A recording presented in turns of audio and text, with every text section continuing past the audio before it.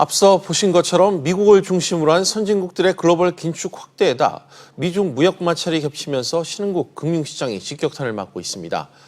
이렇게 신흥국들의 금융시장 불안이 상대적으로 탄탄한 것으로 평가된 우리 금융시장으로 전이될 수 있다는 우려가 커지고 있는데요. 취재 기자와 자세한 이야기 나눠보도록 하겠습니다. 경제부 김현우 기자 나와 있습니다. 김 기자, 네. 앞서 리포트에서도 봤지만 우리 금융시장 변동성이 점차 확대되고 있는 모습이네요. 네, 어제 원달러 환율은 7개월 만에 1,100원 선을 넘었는데요. 예.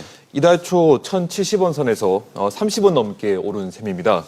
달러당 1,100원은 기업들에게 아직은 무리가 없는 수준인데요. 너무 원화값이 빠르게 하락하고 있는 점이 우려를 키우고 있습니다.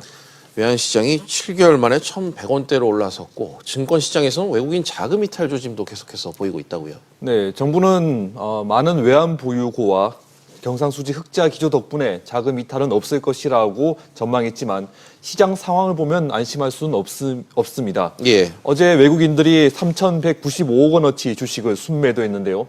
미국이 기준금리를 0.25%포인트 인상한 14일부터 어제까지 거래일 기준 사흘 동안 외국인 순매도 금액은 1조 3천억 원에 달했습니다.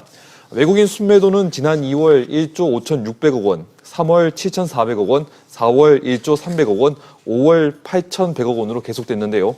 미국 금리 인상 이후 매도세가 더 강해지면서 한미 금리 격차로 인한 자금 이탈이 시작됐다는 우려가 나오고 있습니다. 네, 이런 금융시장의 불안한 움직임의 원인 아무래도 미중 그 통상 마찰에 대한 우려도 더해져서가 아니겠습니까? 네, 맞습니다. 미국 통상 마찰의 긴축 움직임으로 안전자산 선호 심리가 강해진 것으로 보입니다. 예. 미국이 금리 인상을 예상보다 빠르게 시행할 것으로 전망되면서 달러 강세가 나타나고 있는데요. 네. 한국과 미국의 금리 격차가 0.5%포인트 벌어진 것도 원화 약세의 원인입니다. 아르헨티나의 경우 미국의 긴축 이후 페소화 가치가 급락하고 있는데요. 현지 시간으로 지난 15일에는 사상 최저치인 달러당 28.35페소까지 떨어지기도 했습니다. 아르헨티나가 IMF에 구제금융을 신청했지만 자금 이탈을 막지 못하고 있습니다.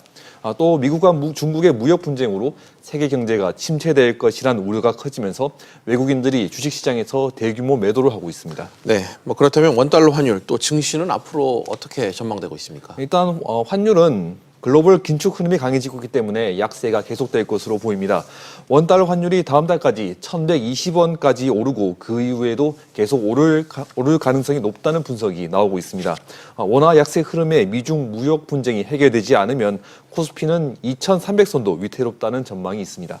네, 급격한 원화 약세 현상 때문에 금리 인상 여부를 놓고도 통화당국이 지금 계속해서 고민을 하고 있는데 한층 더 고민이 깊어지겠어요. 네, 이주열 한국은행 총재가 어제 서울 명동 은행회관에서 은행연합회장과 시중은행장들과 간담회를 가졌습니다. 이주열 총재가 재임한 후 처음으로 은행장들을 모은 것인데요. 이 총재도 최근 미국 기준금리 인상 등으로 코스피 지수와 원화 가치가 급락하는 등 금융시장 변동성이 커진 것을 심상치 않게 판단한 것으로 보입니다. 달러 강세는 금리 인상 요인 중 하나인데요. 미국의 기준금리 인상에 국내 경기 침체에다가 환율 변수까지 더해졌습니다. 미국의 긴축 모드와 달러 강세로 기준금리를 인상해야 하는 상황이지만 최근 고용시장이 나빠지는 등 경기가 좋지 않아 올리기가 여의치 않습니다. 일단 어제 간담회에서 이 총재와 은행장들은 미국 기준금리 인상 영향과 금융시장 전망 등에 대한 의견을 교환했습니다. 아직 구체적인 대책은 거론되지 않은 것으로 알려졌습니다.